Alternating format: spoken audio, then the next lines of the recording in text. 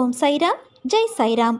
என் அன்பின் பிரியமே, உனக்கு ஷேரடிக்கு வரும் வாய்ப்பை உருவாக்கி தரப்போகிறேன். என்னுடைய துவாரகமாயில் வந்து அமைதியாக அமர்ந்திரு. அனைத்து கஷ்டங்களும் கடந்து போகும். நிலா வானத்தில் இருந்தாலும் அதன் வெளிச்சம் பூமி மீதுதான். நான் எங்கிருந்தாலும் என் பார்வை எப்போதும் உன் மீதுதான் இருக்கும். உன் மனம் உருகிய வேண்டுதலால் என் மனம் குளிர்ந்து உன் கருணை நிறைந்த இதய இல்லத்தில் குடிக்கொண்டு விட்டேன். எந்த ஒரு சூழ்நிலையை மேற்கொள்ளும் போதும் என் நாமத்தை உச்சரித்து கொண்டே தொடருங்கள். நிச்சயம் வெற்றி கிட்டும். நீ கேட்கும் வரங்களை தருவதற்காகவே இந்த உலகில் அனைவரின் உள்ளத்திலும் குடியிருப்பவன் நான். உன் வேண்டுதல்களுக்கான பலன் உன்னை வந்தடையப் போகிறது. மனமகிழ்ச்சியுடன் காத்திரு. உங்கள் காரியங்களுக்கு காரணமாய் இருப்பவனும் நானே. உங்கள் கோரிக்கைகளை நிறைவேற செய்யவே இரவும் பகலும் நான் உழைக்கிறேன். இதை தெரிந்து கொண்டு பாரத்தை என்மேல் சுமத்துபவரின் காரியங்கள் அனைத்தும் விரைவாக நிறைவேற்றப்படும். எனக்கு எந்தவித பூஜை புனஸ்காரங்களோ 16 விதமான உபசாரங்களோ செய்ய வேண்டிய அவசியமில்லை. தூய்மையான பரிபூர்ண பக்தி உள்ள இடத்தில் நிச்சயம் நான் இருப்பேன். எதுவும் இங்கு நொடித்து விடவில்லை. நடுவதற்கு ஒரு காலம் இருக்கும்போது நட்டதை களை எடுக்க ஒரு காலம் உண்டு. நம்பிக்கையுடனும் பொறுமையுடனும் காத்திரு. என் மீது நீ வைக்கிற நம்பிக்கையால், உனது உறுதியான பக்தியால் வேண்டிக்கொள்ளும் அனைத்தும் உனக்கு கிடைக்கும் என்பதை அறிந்து கொள். கிடைக்க தாமதமாகலாம், ஆனால் தப்பாது. எப்போதெல்லாம் நம்பிக்கையை இழக்கிற நேரம் வருகிறதோ அப்போதெல்லாம் என்னை நினைத்துக்கொள். என்மேல் பாரத்தை போட்டு உனது இலக்கை அடைவதற்கான செயலை துவங்கு. உன் பக்கத்தில் இருக்கிற நான் அதற்கு மேல் ஆக வேண்டியதை பார்த்து கொள்கிறேன். என் குழந்தைகளின் நல்வாழ்வுக்காகவே அவதரித்து வந்தவன் நான். நீயோ நான் தேடி கண்டுபிடித்த புதையல். இந்த புதையலை திரும்பவும் மண்ணில் வீசி எறிய விட மாட்டேன். இந்த சாயியின் குழந்தை நீ. உன்னை கண்ணின் மணியாக பாதுகாப்பேன். எது உன்னை துன்புறுத்தினாலும் கவலைப்படாமல் இரு. எது வந்தாலும் எதிர்த்து நின்று போராடு. எதுவும் என்னை மீறி நடக்காது என்பதை தீர்க்கமாக நம்பு. அனைத்தும் நன்மைக்கே என்பதையும் தீர்க்கமாக நம்பு. எதையும் சகித்து கொள்ள முயற்சி செய். அனைத்தையும் எனது தாமரை பாதங்களில் சமர்ப்பித்து விடு. எதுவும் இங்கு நிரந்தரமில்லை. அனைத்தும் ஒரு நாள் மாறும். என்னை நம்பி வந்த உன்னை எத்தனை ஜென்மங்கள் எடுத்தாலும் தாங்கி நிற்பேன். முதலில் என்னை நிராகரித்து உன் மனம் போன போக்கில் சென்றாய். கடமையே என்று என்னை பூஜித்து வந்தாய். ஆனால் காலங்கள் பல கடந்து பல முறை அற்புதங்களை நிகழ்த்தி என்னை நீ புரிந்து கொள்ள வைத்தேன். நினைத்துப்பார். எப்படி எப்படியோ வாழ்க்கையை நகர்த்தி கொண்டு வந்தாய். ஓடிக்கொண்டே இருந்தாய். கீழே விழுந்த உன்னை எனது கரம் கொண்டு இழுத்து வந்தேன். நீ எத்தனை முறை விழுந்தாலும் தோற்றதாக அர்த்தமில்லை. ஜெயித்து கொண்டு வந்திருக்கிறாய். இதை நினைவில் நிறுத்திக்கொள். பல பேர் வாழ்க்கையை வாழ்வதற்கு தைரியமில்லாமல் இன்றும் பல துயரங்களை அனுபவித்து வருகின்றனர். ஆனால் நீயோ அனைத்தையும் கடந்து நானே கதி என்று என்னை நம்பி என்னிடத்தில் ஒப்படைத்து என்னை விடாமல் பூஜித்து கொண்டிருக்கிறாய். உன்னை வழிநடத்தும் ஆசான் நான். உன்னை வாழ்க்கையில் அனைவரும் வியக்கும் வண்ணம் உயர்த்துவதே எனது கடமை. நான் இருக்கிறேன். நம்பிக்கை இழந்து விடாதே. அனைத்தும் என்னையே சேரும். எதுவாக இருந்தாலும் என்னிடத்தில் சொல்லிவிட்டு செயல்படு. என் பரிபூரண ஆசீர்வாதம் உனக்கு எப்போதும் உண்டு. உனது கர்ம பலன்களை விளக்கி உன்னை வாழ வைப்பது எனது கடமை. பொறுமையாக இரு.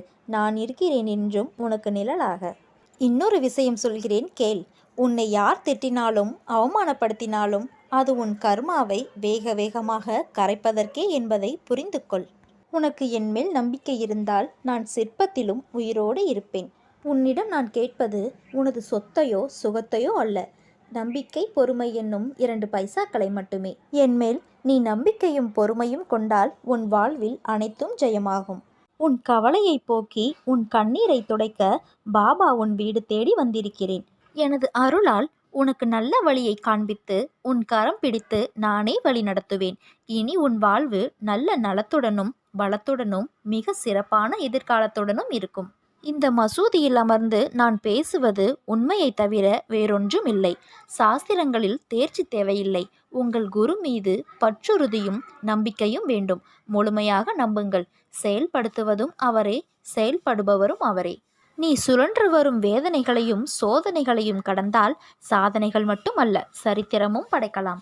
வாழ்க்கை என்பது நாணயம் போல. இன்பம் ஒரு பக்கத்திலும் துன்பம் ஒரு பக்கத்திலும் இருக்கும். ஒரு நேரத்தில் ஒரு பக்கம்தான் கண்ணுக்கு தெரியும், மறுபக்கம் அதன் வாய்ப்பிற்காக காத்திருக்கும். சோதனையான கஷ்டத்தை எவ்வளவு தாங்குகிறாயோ அந்த அளவுக்கு உயர்வு உனக்கு காத்திருக்கிறது. எல்லா இன்னல்களுக்கும் ஒரு முடிவு உண்டு. அந்த முடிவு உனக்கு சுபமாக மாற வேண்டுமென்றால் இன்றைக்கு இந்த நிலையை சகித்து கொண்டு இரு. சீக்கிரமே உனக்கு நல்ல வழி பிறக்கும். அதுவரை பொறுமையோடு காத்திரு.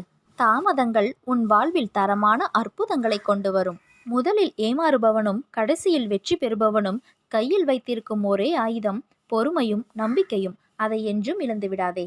எது உன்னிடத்தில் நிலைக்கும் என்று நீ நினைக்கிறாயோ அதுதான் முதலில் உன்னை விட்டு போகும். எதுவும் யாருக்கும் நிரந்தரமில்லை என்பதே நிதர்சனமான உண்மை. கடவுள் உங்களை சிரமத்தின் எல்லைக்கே கொண்டு சென்றாலும் நீங்கள் அவரை நம்ப வேண்டும். ஏனென்றால் 2 விஷயங்கள் மட்டும்தான் நடக்கும். ஒன்று, அவரே காப்பாற்றுவார், அல்லது சிரமத்தை சமாளிக்க கற்றுத்தருவார். உன்னுடைய பலத்தை நீயே நம்பவில்லை எனில் வேறு யார் நம்புவது? நம்பிக்கையோடும் மன தைரியத்தோடும் நிதானமாக யோசித்து செயல்படு. உன் காரியம் நிச்சயம் கைகூடும். நிகழ்காலம் உனக்கு கடினமாக இருந்தாலும் இது நிரந்தரம் என்று நினைத்து கொள்ளாதே. நிலைகள் மாறும், காலமும் மாறும். அப்பா நான் மாற்றுவேன். யார் யாருக்கு என்ன தேவை என்பது நம் சாயப்பாவிற்கு தெரியும். அதை அவர்களுக்கு கண்டிப்பாக கொடுப்பார். இங்கே தேவையானது பொறுமையும் நம்பிக்கையும் தான்.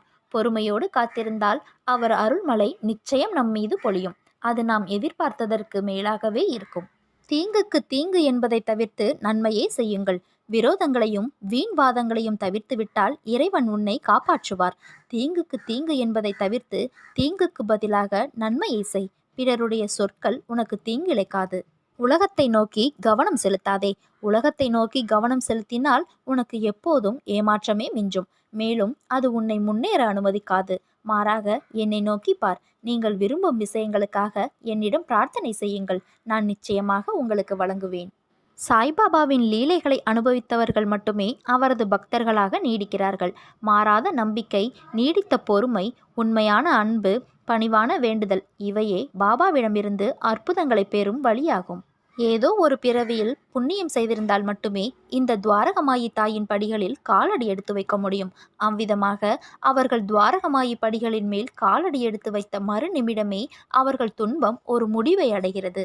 யார் என்னை பெரிதும் நேசிக்கிறாரோ அவருடைய பார்வையில் இடைவிடாது இருக்கின்றேன். நான் இல்லாது அவருக்கு இவ்வுலகம் சூனியமாக தெரியும். அவருடைய வாயிலிருந்து என்னுடைய பெருமை மட்டுமே வெளிவரும். என் சமாதியில் லட்சக்கணக்கான பக்தர்களின் கோரிக்கைகளை நிறைவேற்றியுள்ளேன். உன்னை மட்டும் எப்படி மறப்பேன்? நான் உன் விருப்பத்தையும் நிறைவேற்றுவேன். பொறுமையுடன் இரு. உன் கண்ணீரை நான் அறிவேன். நான் உன்னை கட்டாயமாக பல மடங்கு சந்தோஷம் பெற ஆசீர்வதிப்பேன். நீ என்மேல் நம்பிக்கையோடும் பொறுமையோடும் இருந்தால் நல்லதே நடக்கும். இன்று முதல் உன் துன்பங்கள் எல்லாம் விலகி நாளை முதல் ஆனந்த வாழ்க்கையை பெறப்போகிறாய். நன்மையே நடக்கும். என் மீது நீ வைக்கிற நம்பிக்கையால், உனது உறுதியான பக்தியால் வேண்டிக்கொள்ளும் அனைத்தும் உனக்கு கிடைக்கும் என்பதை அறிந்து கொள். கிடைக்க தாமதமாகலாம், ஆனால் தப்பாது. எப்போதெல்லாம் நம்பிக்கையை இழக்கிற நேரம் வருகிறதோ அப்போதெல்லாம் என்னை நினைத்துக்கொள். என்மேல் பாரத்தை போட்டு உனது இலக்கை அடைவதற்கான செயலை துவங்கு. உன் பக்கத்தில் இருக்கிற நான் அதற்கு மேல் ஆக வேண்டியதை பார்த்து கொள்வேன். உனக்கு எதிராக தொடுக்கப்படும் எந்தவிதமான அஸ்திரமும் உன்னை நெருங்காது. உன்னிடம் உள்ள இறைவன் சாயி மிக பெரியவன். நீதிபதியான அவன் உனது மனதை தினந்தோறும் படித்து கொண்டு உட்கார்ந்திருப்பவன். நீ பயப்பட வேண்டியது கோர்ட்டுக்கோ வழக்கிற்கோ தண்டனைக்கோ அல்ல. உன்னை நம்பி பொறுப்பை ஒப்படைத்துவிட்டு உன்னால் முடியுமென உட்கார்ந்து வேடிக்கை பார்த்து கொண்டிருக்கிறாரே சாய்பாபா, அந்த கடவுள் ஒருவருக்கே. உன் மனதில் இருக்கும் அனைத்தையும் நான் அறிவேன். உன் எண்ணோட்டம் என்பது என்னிடம் வந்து அதன் பிறகுதான் அது உன்னை வந்து சேரும். சில நேரம், ஏன் சாயப்பா எனக்கு இந்த குதர்க்கமான எண்ணங்கள் தோன்றுகிறது, நான் இவ்வாறு யோசிக்கும் குணம் கொண்டவர் இல்லையே என்று நீ புலம்புகிறாய். பிறகு ஏன் என் மனதானது எப்படி மாட்டு வண்டியிலிருந்து அச்சாணி விழுந்தால் வண்டி தெறிகெட்டு அடங்காது ஓடுகின்றதோ அதுபோல் என் எண்ணங்கள் இங்கும் அங்கும் திசை மாறுகின்றது என்பதுதானே உன் கவலை? அந்த அச்சாணி முறிவதற்கு முன்னரே நீ சுதாரித்தால் உன் வாழ்க்கை என்னும் பயணம் சுகமாயிருக்கும். ஒன்றை நன்றாக புரிந்து கொள். ஓடும் தண்ணீரில் நீந்தலாம், ஆனால் அந்த தண்ணீர் காட்டாற்று வெள்ளம் போலிருந்தால் அது கண்ணிமைக்கும் நேரத்தில் அடித்துச் சென்றுவிடும். உன் எண்ணங்களின் நிலை அறிந்த பிறகுதான் நீ நிதானத்தில் செயல்படுகிறாயா, அல்லது சந்தர்ப்பத்தின் குழப்பம் உன்னை இப்படி தேவையில்லாமல் யோசிக்க வைக்கின்றதா என்று தெரிந்து கொள்ள முடியும். இன்று உன் சாயப்பா உன் மனதிலிருந்து உன் போக்கை ஒரு நொடியில் மாற்றியதை உணர்ந்தாயல்லவா? அதேபோல் என்னை நம்பு. உன் வாழ்க்கைக்கு தேவையானதை எடுத்துரைத்து பக்கபலமாக நான் இருப்பேன். உன்னை விட்டு நான் விலகுவதும் இல்லை, உன்னை விலகி போகும்படி நான் செய்வதும் இல்லை. உன் அம்மாவாக, அப்பாவாக உன்னை என்றும் என் நெஞ்சில் வைத்து காப்பேன். உன்னோடு நான் இருப்பதை உணர்ந்து கொள்ளும் நேரம் வரும். என்னை சர்வ சாதாரணமாக நினைத்து விடாதே. அனைத்தும் அறிந்தவன் நான். நீயாக என்னை தேடி வரவில்லை, வரவும் முடியாது. நான் வரவழைத்தேன். மற்றவர்கள் மத்தியில் நீயும் பெரும் செல்வந்தராக வாழப்போகிறாய். என்னை நேசிப்போரின் பார்வையில் நான் மட்டுமே தெரிவேன். அவருடைய வாயில் என்னுடைய பெருமை மட்டுமே வெளிவரும். அவர் என்னையே அகண்டமாக தியானம் செய்வார். நாக்கு என் நாமத்தையே ஜெபம் செய்யும். என் சரித்திரத்தையே பாடிக்கொண்டிருப்பர். என்னிடம் சேர்ந்தவரின் கடனை தலையில் ஏற்று அவரை கை தூக்கி விடுவதன் மூலம் அக்கடனை திருப்பி செலுத்துகிறேன். வசவு பாடுவோரையும் தூற்றுவோரையும் ஏசுவோரையும் கண்டு கவலை கொள்ளாதே. நல்ல பாதையை நீ தேர்ந்தெடுத்து செல். நானும் என் சொற்களும் என்றும் உனக்கு துணை இருப்போம். நீ என்னிடம் வந்த பிறகு கூட ஏன் வீணாக புலம்பிக் கொண்டு இருக்கிறாய்? எதுவானாலும் என்மேல் சுமத்திவிட்டு உன் வேலையை நீ பார். அதற்கு மேல் ஆக வேண்டியதை நான் பார்த்து கொள்கிறேன். என் அன்பு குழந்தையே, உனக்கு இப்போது வந்திருக்கும் சோதனைகள் நிரந்தரமில்லை. சோதனையை தோற்கடித்து போராடுவதற்கு சக்தியை நான் உனக்கு அளிப்பேன். நிச்சயம் உன் வாழ்வில் நீ ஜெயிக்கப் போகிறாய் குழந்தையே. நீயும் இப்போது துன்பத்தால், கவலை, கஷ்டத்தால், வாழ்வில் ஏற்பட்ட பிரச்சனையால், பலவித தடைகளால் சோர்ந்திருந்தாலும் கவலைப்படாதே. உன் பயணம் நிச்சயம் தொடரும். கைப்பொருளை இழந்து திண்டாட்டமா?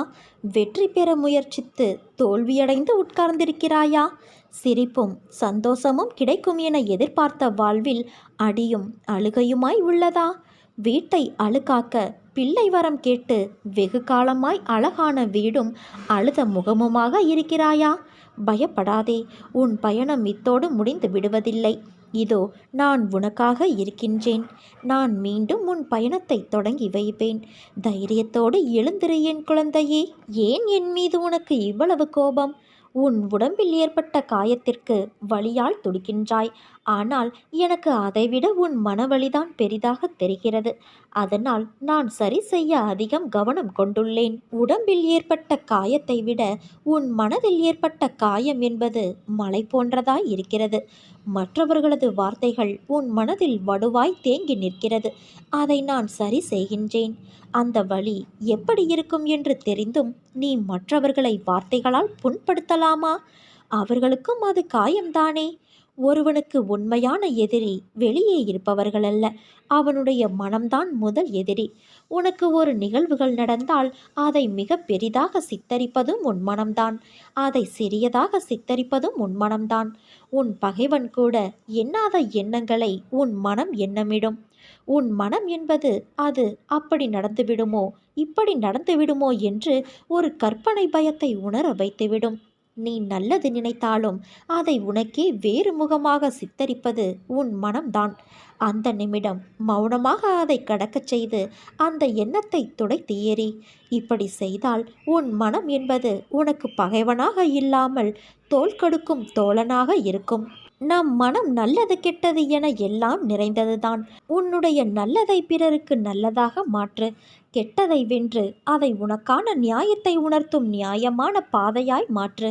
இதற்கான அர்த்தம் என்ன என்பதை நான் கூறுகிறேன் கேள். தீயில் கையை நீட்டினால் சுடும் என்பதை அறிந்து நீ கையை தள்ளி வைத்தாய் என்றால் அதை புரிந்து நீ நடந்தாய் என்பது அர்த்தம். அதற்கு மாறாக புரிந்தும் நான் கையை விடுவேன் என்று சொன்னால் அதற்கான பலனை நீ கடந்தாக வேண்டும். ஒருவனுக்கு நல்லது கெட்டது என இரண்டும் தோன்றும். ஆனால் கெட்டதை நீ எவ்வாறு நல்லதாக மாற்றிக்கொள்கிறாய் என்பதில்தான் உன் உண்மையான முன்னேற்றம் அடங்கியிருக்கிறது. கெட்டதை நினைப்பது என்னுடைய குணம் அல்ல, அது அறநெறி அல்ல.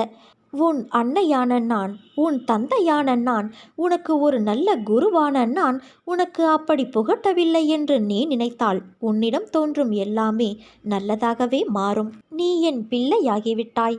உன்னில் இருக்கும் அனைத்துமே அறநெறிக்கு உட்பட்டதாக நீதி பாதையிலும் உலக நியதியிலும் வாழ வைப்பேன்.